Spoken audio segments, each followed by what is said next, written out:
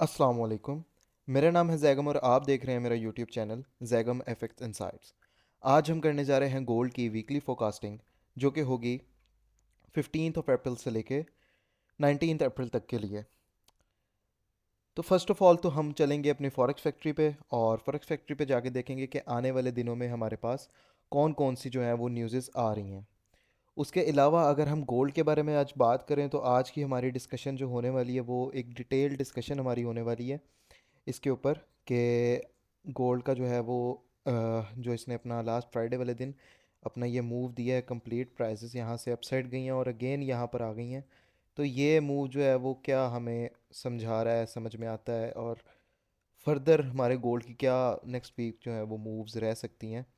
इन सब के बारे में आज हम डिस्कस करने वाले हैं। फ़र्स्ट ऑफ ऑल हम फॉरेक्स फैक्ट्री पे चलते हैं और देखते हैं हमारे पास कौन कौन सी जो न्यूज़ हैं वो नेक्स्ट वीक आ रही हैं।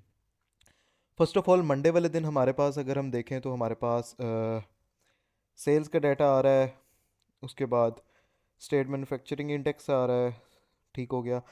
हमारे पास जो मंडे वाला दिन है यहाँ पर हमारे पास तीन न्यूज़ेस आ रही हैं। इतनी कोई मेजर न्यूज़ेस नहीं है, लेकिन फिर भी मार्केट के अंदर जो है वो एक अच्छा इम्पैक्ट लेकर आ सकती हैं और गोल्ड हमें मंडे वाले दिन अच्छे मूव दे सकता है। ठीक है, यूएसडी के हमारे पास ये डाटाज आ रहे हैं। ट्यूसडे वाले दिन अगर हम देखें तो हमारे पास ट्यूसडे वाले दिन एक स्पीच आ रही है पाउल की। ठीक है, जो कि आपकी होगी 10:30 बजे शुरू होगी। और स्पीचेस में बेसिकली इस तरह से होता है कि प्राइजेस जो आपकी होती हैं वो पूरे स्पीच जब तक ख़त्म नहीं होती, जब तक पूरा हमारा डाटा एक रिज़ल्ट नहीं अनाउंस हो जाता, तब तक जो प्राइजेस होती हैं वो अपना एक रेंज में भी हो सकती हैं, उससे पहले भी ऊपर नीचे निकलना शुरू कर सकती हैं। तो इसके ऊपर भी जो है वो आपकी मार्केट के अंदर अच्छी वॉलेटिलिटी लेके आ सकती है। और वेनसडे का जो दिन है उसमें कोई हमारे पास यूएसडी की न्यूज़ अवेलेबल नहीं है। और थर्सडे वाले दिन हमारे पास अनएम्प्लॉयमेंट क्लेम्स आ रहे हैं। यानी कि मंडे, ट्यूसडे और थर्सडे, ये तीन दिन जो है हमारे मेन डेज होंगे ट्रेडिंग के लिए, जिसके अंदर हमारे पास हाई वॉलेटिलिटी आएगी। और इस इन दिनों में जो है आप एसएल के बगैर ट्रेड मत कीजिएगा, क्योंकि न्यूज़ के ऊपर जो होता है वो मार्केट जो है वो अनएक्सपेक्टेड में मूव कर जाती है कभी कभार। तो उस कंडीशंस के अंदर जो है एसएल हमारा यूज़ करना लाजिम होता है। अब फर्दर अगर अब हम अपने चार्ट्स के बारे में बात करें, सबसे पहले हम डेली की कैंडल पे आ जाते हैं, क्योंकि हमारा ये कंप्लीट जो सिनेरियो था वो डेली की कैंडल के ऊपर ही हम रोज़ अपने पिछले वीक से बात करते हुए आ रहे हैं। जब हमने सबसे पहले तो इस एक वॉल्यूम के बारे में बात की थी, फर्दर हमने इसके बारे में बात की थी, और वीकली क्लोजिंग को भी देखेंगे हम। वीकली क्लोजिंग हमें किस तरह से मिली है और सारा क्या ये हमें इससे समझ में आता है। अच्छा, वीकली क्लोजिंग के बारे में, और अगर हम वीएसए के अकॉर्डिंग अगर इसको देखें तो इसके ऊपर हमें जो है वो वॉल्यूम जो है वो मिल चुका है। ये बेसिकली जो वॉल्यूम है इतनी बड़ी रिजेक्शन के साथ वो हमें ये बता रहा है कि हमारा ये जो पूरा एरिया है ये सेलिंग का जोन है, यहाँ से प्राइसेस जो हैं वो सेल साइड होंगे। लेकिन ये वीकली का है, हम इसको जो है वो कंसाइज करके और देखेंगे कि हमारा जो गोल्ड है अब डाउन साइड आना शुरू कर देगा या फिर अपसाइड ही फ़िलहाल जो है वो अपना ट्रेंड जो है वो कंटिन्यू रखेगा। इस चीज़ों के बारे में भी हम डिस्कस करते हैं। फर्स्ट ऑफ ऑल हमने वीकली कैंडल देखी। वीकली कैंडल हमें एक रिजेक्शन शो करवा रही है विद हाई वॉल्यूम, जिसको हम अल्ट्रा हाई वॉल्यूम कहते हैं। और वीएसए के अकॉर्डिंग अगर तो हमारे अल्ट्रा हाई वॉल्यूम्स के साथ हमें इस तरह की कैंडल्स देखने के लिए मिलती हैं, टॉप के ऊपर वीकनेस मिलती है हमें, तो आपकी जो प्राइसेस हैं वहाँ से डाउन साइड की तरफ आना शुरू कर देती हैं। ये हमारी वीकली कैंडल है। अगर तो प्राइसेस इससे ऊपर क्लोजिंग नहीं देती, या इसको हम मार्क करके रख लेते हैं और इसको हम ब्लैक कलर से मार्क करते हैं। ठीक है, ये आपका एक इम्पॉर्टेंट एरिया बन के आ रहा है, 22, 24, 33 का ये एरिया है। अगर तो प्राइसेस इसके ऊपर ब्रेक कर देती हैं, लेकिन उसके लिए काफ़ी ज़्यादा सिनेरियोज बनते हैं। नेक्स्ट वीक इस तरह से हो सकता है, अगर तो हमारी जो प्राइसेस हैं वो इसकी बॉटम को, नेक्स्ट वीक की कैंडल क्लोजिंग भी इसके अंदर इंपॉर्टेंट होगी। ये जो वॉल्यूम है और इसकी कंफर्मेशन, और हमारे पास पूरा एक वीएसए के अकॉर्डिंग कंफर्मेशन आने के लिए, लेकिन हमें छोटे टाइम फ्रेम पे ये चीज़ जल्दी नज़र आ जाएगी। उसके ऊपर हम डिस्कस करते हैं डे वन की कैंडल के ऊपर जाके। डेली के ऊपर हमारे यही डिस्कशन चल रही थी कि हमारे पास जो है वो इस कैंडल के ऊपर जो है वो वॉल्यूम आया था सबसे फर्स्ट तो। ठीक है, अगर हम देखें तो प्राइसेस उसके बाद जो है नेक्स्ट कैंडल इसने इससे ऊपर ब्रेक की है और उसके बाद प्राइसेस जो हैं वो इसी के अंदर से, एरिया के अंदर से प्राइसेस अपसाइड की तरफ चली गई हैं। उसके बाद इसने एक बड़ा एक मूव दिया है और इसके ऊपर एक और जो है वो हाई वॉल्यूम आ गया है। और ये जो वॉल्यूम आया ये एक बेरिश कैंडल के ऊपर आया और ये एक हाई के ऊपर आया। तो ये चीज़ हमें जो बताती है, एक्सप्लेन करती है, वो ये कि प्राइसेस जो हैं वो डाउन साइड की तरफ मज़ीद एक्सपेक्ट हम कर सकते हैं। लेकिन उनके लिए कुछ कंडीशंस होंगी। उसके लिए फ़र्स्ट ऑफ़ ऑल तो ये कंडीशन होगी जिसके बारे में हम अपने पिछले लास्ट वीक से बात करते हुए आ रहे हैं। हमारा ये वाला जो एरिया निकलता है, ये वाला जो एरिया हमारा एक निकलता है, ये वाला, इस कैंडल की लो हमारे पास ये जो रेड लाइन है 23-24, जो कि हमारा एक एल्गोरिदम का एरिया है। और उसके साथ साथ हमारे पास यहाँ पर एक वॉल्यूम भी पड़ा हुआ है। तो ये वाली जो कैंडल है, प्राइसेस इस एरिया से नीचे क्लोज होती हैं अगर तो डेली कैंडल में। हम इसके लिए डेली कैंडल को देखेंगे, फिर जब प्राइसेस ऊपर जाएंगे तो फिर हम इसको सेल करेंगे। और प्राइसेस को हम नीचे आता हुआ देख सकते हैं, फर्स्ट अपने इस एरिया तक, ठीक है, और सेकंड अपने ये डाउन जो एक लाइन लगाई है, इनको मैं मार्क करके रख लेता हूँ ताकि ये चीज़ें आप जो हैं वो याद रखें। हमारे ये जो दो एरियाज़ हैं वो इम्पोर्टेंट एरियाज़ बनते हैं। पहले तो ये 22-26 तक आ सकती है, और अगर इसको ब्रेक करेगी तो यहाँ से जो है वो 21-47 तक प्राइसेस जो है आपकी डाउन साइड की तरफ आ सकती हैं। इसके अंदर एक हमारे पास ये वाला एरिया भी निकल के आ रहा है। इनको ज़रा H1 के ऊपर देखेंगे तो हमें और ज़्यादा ये चीज़ें वगैरह क्लैरिफाई हो जाएंगी। ठीक है, एक हमारे पास ये यहाँ पर एरिया भी निकल रहा है। ठीक है, 2215 है ये, और 2268 है।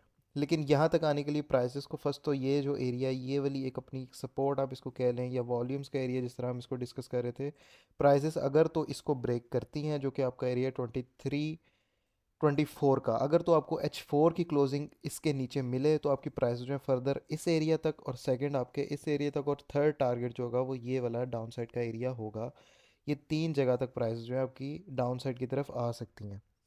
और अगर तो प्राइसेस आपको H4 की क्लोजिंग यहाँ पर इससे इस लाइन से नीचे 23-24 से नीचे नहीं देती, तो इस सिनेरियो के अंदर आपका ये बनेगा कि प्राइसेस जो हैं वो यहाँ से ही अपसाइड की तरफ अगेन मूव करने जाएं, और प्राइसेस अपनी हाई टेस्ट करने भी जा सकती हैं, और जो है वो इससे ऊपर फर्दर भी प्राइसेस जो आपकी जा सकती हैं। ठीक है, ये आपका सिनेरियो बन सकता है। ये थे फोरकास्टिंग इसकी।